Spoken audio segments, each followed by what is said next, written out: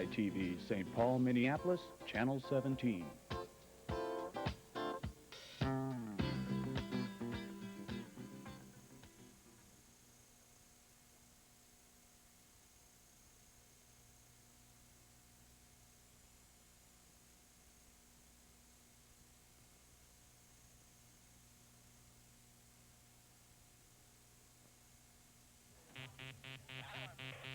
Stand by, camera one.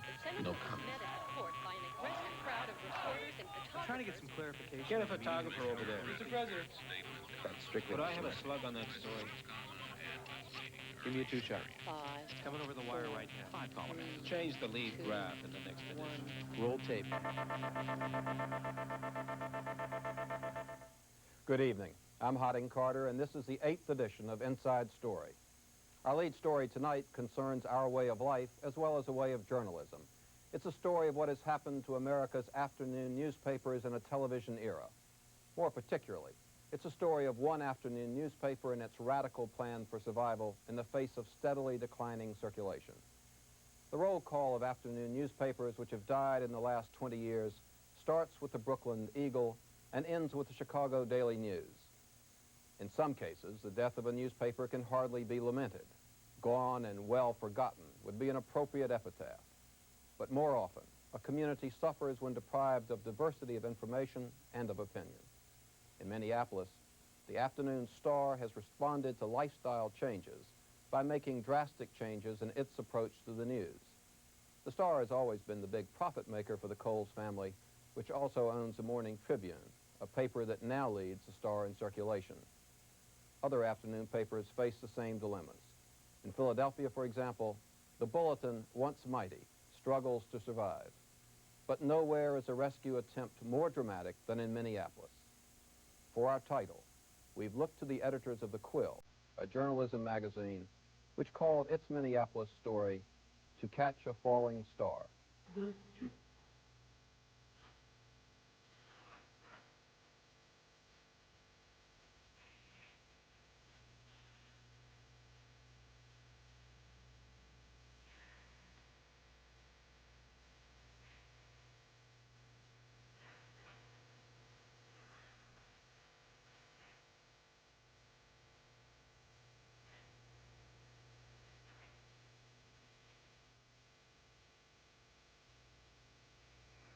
A nightingale sang in Berkeley Square.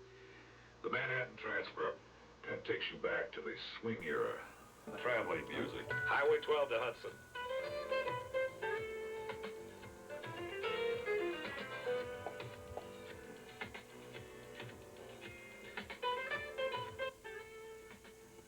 My life would not stop if the Minneapolis Star disappeared tomorrow.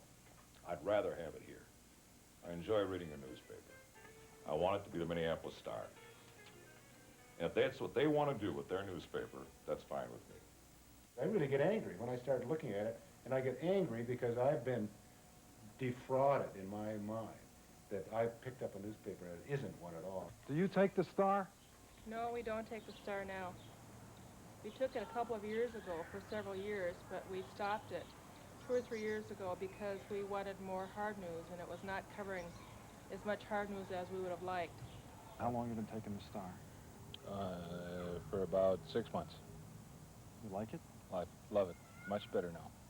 Maybe it's because of my age. I have nothing against young people, but I think they're handling subjects that they just don't have enough time in this world to understand. The depth isn't there. The experiment at the Star began 3 years ago in an effort to halt a steady decline in circulation. Nearly 100,000 people had stopped buying the paper between the early 50s and late 70s. The old Star, dating from the city's blue-collar trolley car days, was a traditional newspaper. Police news, courts, and local government made up much of its content. The new Star has become similar to a daily magazine, with emphasis on analysis, features, entertainment, and soft news. Here's how the paper promoted its new approach to TV viewers in the Minneapolis area. Since the beginning, it seems like no one ever told you the whole story. Your parents. That's all we have time for tonight, son. Your teachers. Now, children, to make a long story short. Your government. When the Army wants you to know, soldier, the Army will tell you. The Minneapolis Star thinks you deserve more than just part of the story. So when you come away from the Star, you come away understanding. Ralph, do you understand this new energy proposal? Sure. Let me give you the whole story. The Minneapolis Star. We put more in, so you get more out. One person who thinks the Star isn't putting enough in is Ted Coldery, once a Tribune staffer and later executive director of the Citizens League in Minneapolis. He credits the Star and Tribune with leading the city out of its dark past. In the 30s, Minneapolis was not a very good town. There were far too many people getting shot in bars on Hennepin Avenue in the middle of the night. 3 newspaper editors were assassinated on the street. The truck strikes were violent. People got, businessmen and Teamsters were swinging 2x4s at each other down in the market square. The city government was not a very competent operation. The police department was in with the rackets, later cleaned up by Humphrey. And it was a viciously anti-Semitic town. Somehow, by the mid-1950s, it had changed to the point where it was on its way to becoming what it's been through the 50s and 60s and into the 70s, which is by a lot of the testimony people around the country, one of the most successful metropolitan areas in America in its private life, in its economy, and in its public life. Coldery says groups like the Citizens League can't very well demand that the newspaper take responsibility for covering local government beats, since the paper is a private enterprise with every right to do as it pleases. The Tuesday, June 9th edition of the 5 p.m. report. First, down to the newsroom and Pat Miles. Pat? An afternoon paper is competing with television, it's competing with bowling, it's competing with, I don't know, computer games, and it's competing with people going out and eating dinner and going to the movies and whatever. It is no longer the dominant amusement, entertainment, information medium of the late afternoon and evening. That's what afternoon papers used to be in the United States. Papa would come home from work and take off his shoes and loosen his tie and sit down and read the newspaper. That's kind of the Norman Rockwell picture of late afternoon in America. It just doesn't work that way anymore. I hear a lot about circulation. My son's a paper boy, and when he started his route with the Star 3 years ago, he had 22 people on his route, and he now has 12. A former editorial writer for the Star, Mary Ziegenhagen, now publishes 3 suburban weeklies. She started in her basement 6 years ago because she felt the Star and Tribune weren't covering suburban news. We had some political atrocities that were just frustrating because no other newspaper was interested in them. The 2 most outstanding ones were the fact that we had a legislator who wasn't listed in the phone book. Nobody could find him. We didn't know where he was. And he allegedly was representing God in the legislature. He introduced the bills to get prayer into the public schools, to tack up the 10 Commandments, do those kinds of things. Meanwhile, it was discovered that he owned 7 sex club businesses which ran ads in national pornographic magazines which would say, adult males, women and girls right in your neighborhood anxious to get together for entertainment. The old county weekly that operates here had that information and wouldn't touch it. I called the daily newspaper downtown to suggest a story on this, and I was told by the political reporter there, well, if I wrote about every hypocrite in the legislature, there wouldn't be room for anything else in the paper. We heard more detailed opinions of the new Star at an informal gathering in the home of Dave and Mary Doty near downtown Minneapolis. Well, there was a very fine writer from my hometown who used to say constantly that there wasn't a great deal we were going to do to change affairs in Warsaw, but that where we started to change the world was in Greenville, Mississippi. Question for all of you: does the Star help you deal with changing Minneapolis? I buy it expecting to find the day's news, and I'm always a little frustrated, and I don't read all the articles because what my eye is looking for is what has happened during the day, and I'd rather do this than turn on the television. I'd say it was a paper that knows that the 19th century is over and that the third wave is coming. Look at the nights about the new governor, about oil in Minnesota. I mean, how can you fault that as a front page? I have forbidden this paper to come into this house on the grounds, a number of grounds. Number one, it's bad news coverage.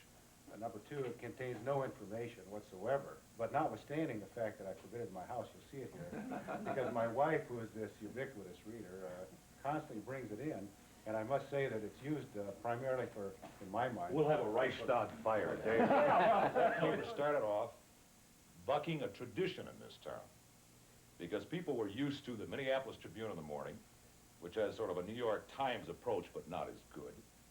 And the Star said, hey, we got problems. We'll go to a magazine type thing, kind of a television concept. And so people in this market said, hey, we don't like that newspaper. I didn't like that newspaper when it first started. I said to myself, there's any news in it and so forth and so on, but I changed my mind because I love reading that newspaper. And I think they have a stake in this community. And I think they do some excellent articles in depth. It's a very complicated picture that's emerging from a lot of the comments here. Occasionally it sounds like it's a mile wide and an inch deep. Sometimes it sounds like it's an inch wide and a mile deep, and I'm not sure which the complaint is. It's kind of interesting. It doesn't make much difference what day of the week you read a particular star, you see. And that's why there's the impression that it's not covering the news and reflecting the community. So I think that actually that has to be examined very critically, that complaint about not covering beats. Now, the Star is trying to somehow identify trends, holistic ideas. They're trying to identify, you know, the kind of big things that move people. And so the beats become now sort of in their minds rather than on the street. Now, what they did, they turned off a lot of people because they ran the sports page backwards. You know, the traditionalists said, I won't read that. It came on like Dave. I banned that sports page. And they burned it. Well, maybe they didn't burn it, Dave. But no, really, they had a problem with it. And they've succumbed to that now, you see. You mean they're doing it a normal way? A normal way now. They don't even cover the high schools, which are the local interests around here. They don't even cover them in this paper. And you can hardly find out what's going on with the Twins. Oh, that's not true, Dave. What are you talking about? Every time I look at that, every time the dog brings the paper into our house, I look for what happened. Get the paper out for this guy. I can't believe this. I've known you for years. You're an intelligent man. Want to know what happened to the Twins? Hey, this is tonight's paper. Where is it? Oh, gee, Arroyo has Brewers talking to themselves over at 6 Center. I was at that ball game last night. Joe Barrett covered it. I don't have to sit here and be an apologist for this paper, but I think you're out of line. I really do. Because you don't read it. So how can you comment on it? You know, if you were to describe a person, you'd tell me something about that person, try to do it in a capsule. What is the person that is the Star? I think of the Star as a brash, thrusting, aggressive adolescent. Very smart, and very hep and very much aware of the world, but not yet integrated as a personality. Unfortunately, a person came in, not part of this community, that was taken over the paper. And I think because of that fact, it does not reflect the community. I think it reflects him. We've ridden them pretty hard, I think. Editor Steve Isaacs, hired from the Washington Post 3 years ago to stop the Star's circulation decline, is the lightning rod for criticism of the paper. Our circulation is holding stable right around 180, somewhere right there, right where they said it would be. We're within a couple of hundred of where the projections were. We've held stable. Isaacs felt that the Star was a presentable newspaper when he took over, but that it was stagnating. We knew we were going to lose some circulation. There were some readers we knew we were going to take off as we were trying to change the demographics of the newspaper, change its appeals to specific audiences that were long-run audiences. Soon after his arrival, Isaacs invited members of his staff to talk about where the Star had been and where it was going. And that's where we came up with a different definition of news. The perception on a traditional newspaper, and I believe that it exists in the United States, is that news is wherever a reporter happens to be or has been manipulated to be. Well, we changed our definition of news to be news is something you didn't know before. With the changed definition of news came new people and the new magazine approach. There were inevitably problems. One of the things that happened during the changeover to the new Star was that a lot of new young reporters were hired. The budget was expanded and there was room for more reporters, and also some people were leaving and new ones were hired. Those people came in largely from other daily papers outside this region. And I had the feeling that they knew what not to do, but they didn't know what to do. At the same time, there was not put over those people the kind of experienced editors who existed at the paper and elsewhere in Minnesota who could have put all that talent in a local context. Isaacs assigned most of his expanded staff not to separate hard news beats, but to teams working on broad subjects, law, education, science, and so forth. Traditional city desk editors were replaced by reporting team leaders. We're holding a whole front page worth of stuff for tomorrow or later in the week. The Star's morning news huddle is where team leaders suggest possible stories for the day. Which is about, oh, and for first run, we're also checking out the oil story that there's supposedly an oil boom in the works in central Minnesota, but we're a little skeptical. Sure. You've drilled one well on your own land, is that right? Okay. All right, so you've leased about 23,000 acres, and is it all in this, is it all right around Bruton? All right. Can you be a little bit more specific? You know, you don't have to tell me exactly where. All right. And you've secured, are you getting any more land up there? The Star's energetic, longer-term approach has produced a number of enterprising series, including one on public officials using prostitutes. That one angered many citizens who felt it hurt the city's image. The paper has also produced inaccurate pieces, like one last November in which a young staff member attacked the Pope for saying things in a speech she had not read. The correction took this form on the opinion page. You edited them tightly enough? No. Why? We're just not good enough all the time to do that, and we're trying to get good enough all the time to do that. What we saw in Minneapolis was an afternoon paper that you can only begin to appreciate after you've come to know it. Equally important, we saw a willingness to acknowledge shortcomings, to try to correct them, and to admit to not knowing all the answers. Can you tell me how much, can you give me a ballpark so we have it right? Survival for the Minneapolis Star does not depend on its ability to hang on to all of its present readers or even re-attract great numbers of those who've been lost. That's not the point. John Coles has made clear his determination to keep the Star alive no matter what. And we found it to be a good newspaper, well worth keeping. The point made by our look at the Minneapolis Star is that it exemplifies the extraordinary lengths to which some parts of the newspaper world are going to readjust to changes in our tastes and our daily living patterns.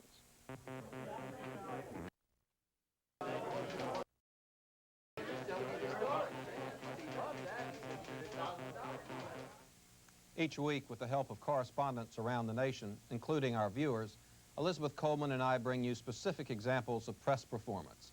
We call them hits and misses. Elizabeth? This item is both a hit and a miss. The hit goes to reporter Mike Goucher of WTMJ-TV in Milwaukee. He questioned his own station's use of hidden cameras in an investigative report. Did Channel 4 create a story? The series set out to prove that escort services oftentimes are fronts for prostitution. Did this series prove that? The woman here did not solicit for prostitution. In fact, she spent the entire hour talking with the reporter and then left, having received her fee. Goucher didn't stop with his own television station. He also took on the Milwaukee Journal, which is owned by the same company as WTMJ. Goucher suggested that one of the Journal's investigative reports had been blown out of proportion. On December 26, Journal reporter Charles Sykes wrote that United Way top executives spent $28,000 of charity money over 2 years on travel, meals, and expenses. In the paper's first edition, that was characterized as entertainment. Journal officials say that was a mistake. The headline was quickly changed to travel and meals. Sykes detailed expensive lunches by executives, private memberships in exclusive clubs, the use of agency cars without reimbursement. But less conspicuous in the story was the fact that during that same period, United Way raised $31 million for charity. The United Way articles were on the front page for 3 days in a row. Goucher asked Journal editor Richard Leonard about that. Do you think the page one, day after day, was justified given the facts that were revealed by the investigation? I think it was overdone. I really do. I think the information was good. I think it was played too prominently. Here's the miss.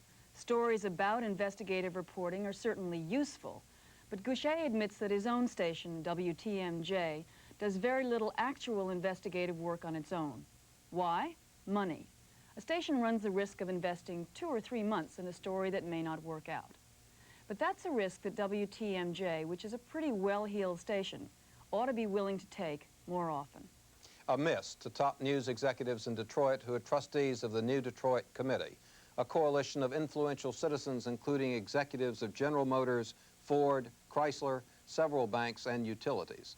New Detroit supports General Motors' efforts to build a new assembly plant in an area called Poletown.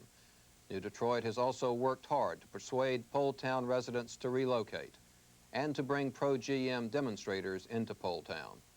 One of the most vocal supporters of GM's Poletown plan is New Detroit trustee Bob McBride, Vice President and General Manager of WJBK-TV. The neighborhood is facing economic decay and a rising crime rate. There were 3,500 residents before the demolition began, and of that number, only about 300 chose to stay. The other 3,200 moved out gladly when given the opportunity and the money. And the few who have stayed just would not or could not see that their neighborhood was already in desperate straits.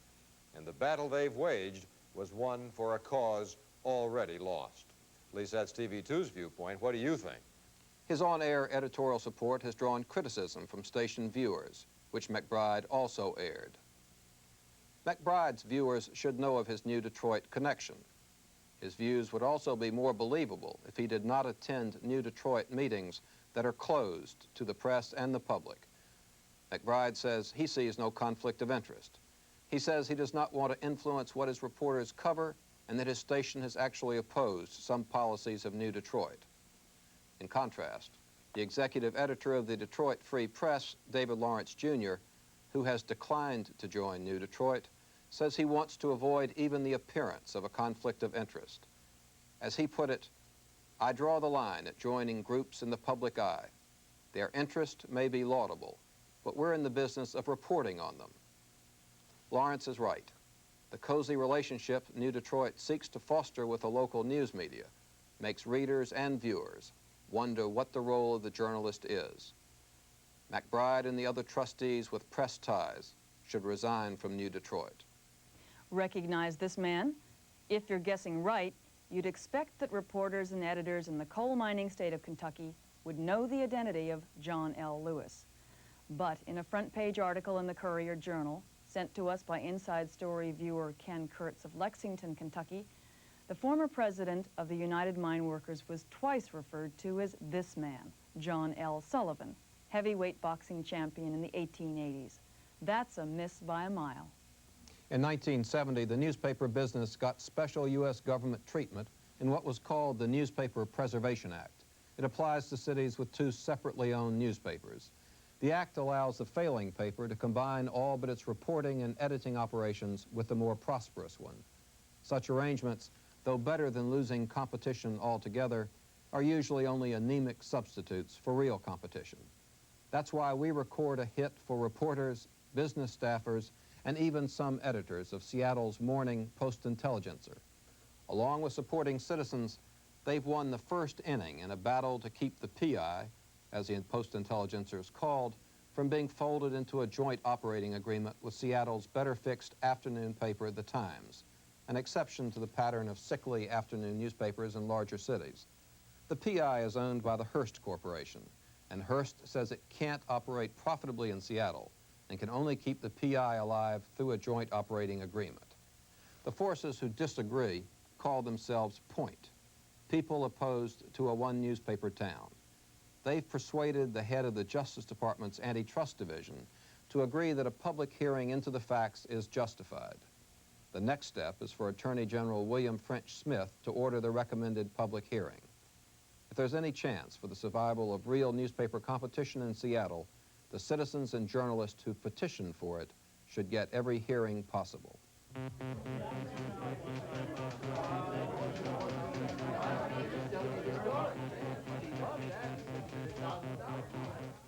This concludes Inside Story's first season. We hoped when we began 8 weeks ago that we would be able to provide you, the reader and the viewer, with a close look at the ways and whys of press performance, from your own viewpoint, not that of other journalists or journalism reviews. I won't pretend that we've met our own expectations, or done the kind of job the subject warrants. This has been a trial run for the idea of sustained press criticism on television, for many of the approaches we have used, and certainly not least for me. But we have managed to cover a considerable amount of territory, figuratively and literally. In these 8 weeks, we have examined, among other topics, the inadequacy of press coverage of El Salvador, a country some Americans fear might become another Vietnam, the press devotion to spectacle over substance and the competitive rush to cover belatedly the mass murders of Atlanta children, the unfortunate and persistent intrusion by an increasingly omnipresent mass media into the personal lives of almost everyone, the abdication of the responsible use of confidential sources in some news operations, and the well-controlled, reliable use of this vital journalistic device in others. We've looked at signs of improved performance in local television news, along with continuing examples of wretched excess, and the obvious need for television's managers to raise their opinion of their viewers' intelligence. And we've joined you to look at the hostility between business and elements of the press and at ways of easing the high feelings on both sides. We found ourselves in places as far removed as Lincolnville Beach, Maine, and Tucson, Arizona. And we've discovered what we thought we would find when we began this series. You, the reading and viewing public, are intensely interested in and concerned about press performance. You proved it in your comments when we talked to you on camera, and you've proved it in your hundreds and hundreds of letters with suggestions, criticisms, complaints, and questions about press behavior. Defensiveness in the face of criticism is a natural human reaction, but most of the reporters, editors, and broadcast journalists with whom we dealt showed grace and cooperation, even while being criticized. The exceptions, including one or two giants in this business, happily only proved the rule. We expect to return with Inside Story. Not surprisingly, we think we fulfill an important function: to watch the watchdog, to examine critically an institution which examines the performance of all other institutions, to show how the press works so that you see how it could work more fairly, more compassionately, more responsibly. But whatever happens, this has been a rewarding experience for all of us at Inside Story. So speaking for all my associates, thanks for joining us over the past 8 weeks. We look forward to being with you again in the near future. For Inside Story, I'm Harding Carter. I'm trying to get some clarification on the meeting that was held Thursday. Stand by, camera one. Mr. President, give me a two-shot. Get a photographer over there. It's coming over the wire right now. 4, 3, 2, 1. Roll tape. The commissioner read a prepared statement, comma, declined to answer questions, comma, and left the meeting early, period. Change the lead graph in the next edition. It's about 5 column inches. No comment. Font, give me his lower third. Hold it, hold it, hold it. Take it out. For a transcript of Inside Story, please send $2 to PTV Publications, Post Office Box 701, Kent, Ohio, 44240.